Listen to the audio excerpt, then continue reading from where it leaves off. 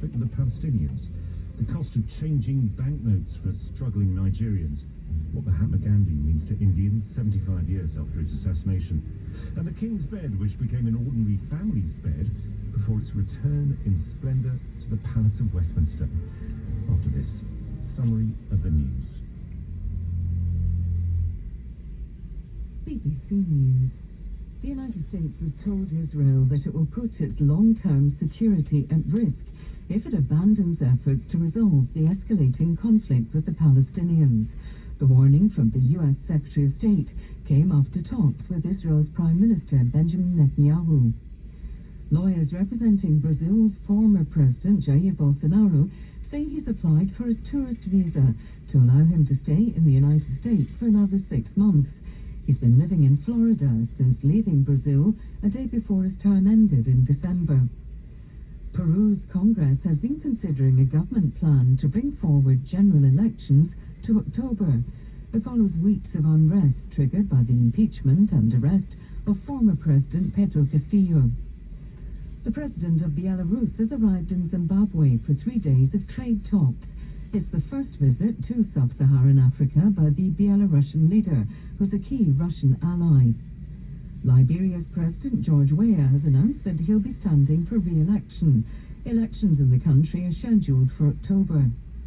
Pakistan's Prime Minister has travelled to Peshawar, where nearly 60 people have been killed in a suicide bombing at a mosque. Officials say the attack was aimed at police officers praying there. Police in Memphis say a 6th officer has been suspended in connection with the fatal beating of Tyre Nichols during a traffic stop. 5 policemen have already been sacked. They've been charged with murder. Boeing has produced its very last 747 jumbo jet in the United States. The plane has carried hundreds of millions of passengers since its first flight in 1970. Namibia says a record number of rhinos were poached last year. Demand for rhino horn in East Asia has seen numbers of the endangered animals drop significantly in Africa. BBC News. Welcome back to NewsHour. In just under 2 weeks, Nigerians will no longer be able to use the banknotes that have been in circulation for more than 20 years. They're being replaced by trillions of new notes. Authorities say it's part of a drive to turn Africa's biggest economy into a cashless society and reignite confidence in the naira. But critics say the move risks plunging millions of people deeper into poverty, particularly as the new bills have been hard to come by, and with soaring inflation, many are struggling as it is. The BBC's Mayeni Jones has this report from Lagos. I'm in a community called Amukoko in Nigeria's economic hub of Lagos. I'm surrounded by about 100, almost 200 women and children waiting for food from the Lagos Food Bank. They say they've seen huge demand for their services since the price of food has escalated in the last year. In the crowd is Ada Okebe, a widow and mother of 5. At times, the children go hungry. The work I'm doing, I'm not earning much. So I came here today to help the help. And they say that this food can help a family of 5. Yes. Last them 2 weeks. Yes. So what does this mean for you guys now? It means a lot for me. It means great for me. Because any help now in Nigeria, as things are costly in the market, in the streets, when you hold little money, you cannot afford anything.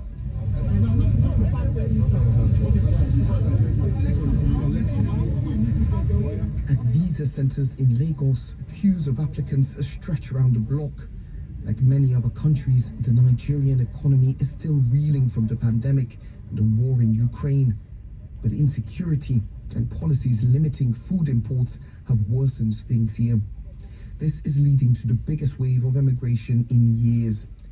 Reliable statistics are hard to find, but the number of Nigerians granted working visas to the UK has tripled since 2019, and 700% more British visas have been awarded to Nigerian students. It just seemed like it was impossible to say. Roma Kuki Gam is the founder and creative director of the Nigerian clothing brand This Is Us. She moved to London with her young family last year. Our money was buying us way less than it was the year before. So in 1 year, everything had gone times 3. How do you even cope? you have a family at home. What do you cut out of the budget? You're already trying to manage. Even though the move was difficult and it took them months to find somewhere to live, she feels it was the right decision for her family. It's gotten a lot harder for younger people, I would say. And I think from even speaking to my mom, that's one thing that I realized is that when they were younger, things were a lot easier for them as well. They bought houses, they bought cars. And I always felt like, what is going on with me? I'm failing because I can't do all the things my mom was doing. But I realized that the country's not working for me. A lot of those leaving the country are key workers, including nurses and doctors. The Nigerian Medical Association says at least 50 doctors leave Nigeria every week to go work abroad. It's a brain drain the country cannot afford. But unless the economic outlook improves, things are likely to get better. And that was Mayeni Jones reporting from Lagos.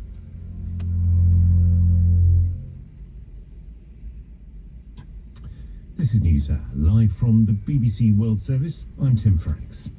The chorus from across the world is loud, insistent and concerned. Please, comes the refrain, please try to restore calm. The pleas have been directed towards the Israeli and the Palestinian leadership, and they come amid the worst period of bloodshed in this part of the Middle East in years. Bringing the message with him in person today has been the US Secretary of State, Antony Blinken, at a news conference in Jerusalem alongside the Israeli Prime Minister Benjamin Netanyahu. Mr. Blinken praised the rapprochement between Israel and several Gulf Arab states known as the Abraham Accords, but with this rider. As we advance Israel's integration, we can do so in ways that improve the daily lives of Palestinians in the West Bank and Gaza. And that's crucial to moving toward our enduring goal of Palestinians and Israelis enjoying equal measures of freedom, security, opportunity, justice, and dignity.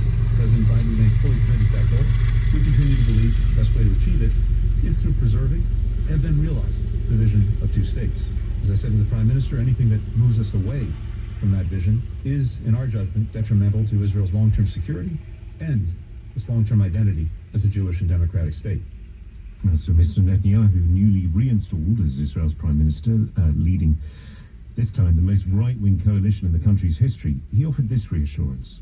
We intend to deepen the peace that we've already made in the Abraham Accords. We discussed some of the initiatives that we are considering doing together, but also to perhaps achieve dramatic breakthroughs that I think could be both historic and enormously significant in our common efforts to bring prosperity, security, and peace to this part of the world and beyond. So with this in mind, I have to tell you that I also believe that expanding the circle of peace, working to close finally the file of the Arab-Israeli conflict, I think would also help us achieve a workable solution with our Palestinian neighbors. Well, Mr. Blinken is due to travel to the West Bank tomorrow and meet the Palestinian President Mahmoud Abbas. Neri Zilbar is an Israeli writer and journalist. Joins us live now. Neri, good to have you on NewsHour. Striking in a way to hear Benjamin Netanyahu talk about getting a workable solution with our Palestinian neighbours. I mean, is anybody in Israel thinking that is remotely feasible at the moment? No, not at all, least of which the Netanyahu government itself. We have to remind our listeners that the new Netanyahu government, now a month in power, is made up of ultra-nationalist far-right politicians and parties who say publicly and proudly that they are not only against a two-state solution to the Israeli-Palestinian conflict, they want to annex the entire West Bank. Some senior ministers in the Netanyahu government call to dismantle the Palestinian Authority, which would be, I guess, the bedrock or the foundation of any future Palestinian state. So Netanyahu knows this fully well. He, even on the recent campaign trail, said he was quite proud of the fact that he would work against any division of the land or any real separation, obviously trying to curry favor with right-wing Israeli voters. But Netanyahu, to his mind, has said also consistently that he's on path to end the Arab-Israeli conflict, but the Israeli-Palestinian conflict will remain with us. He's hoping that the Arab neighbors in the Gulf particularly will put pressure on the Palestinians to essentially give up all their nationalist demands, especially for a future state in the West Bank in particular. What did you make of Antony Blinken hinting pretty strongly that he had concerns about the status of democratic safeguards within Israel? So that was the most, I think, remarkable or top headline that came out of the Blinken-Netanyahu meeting earlier this evening.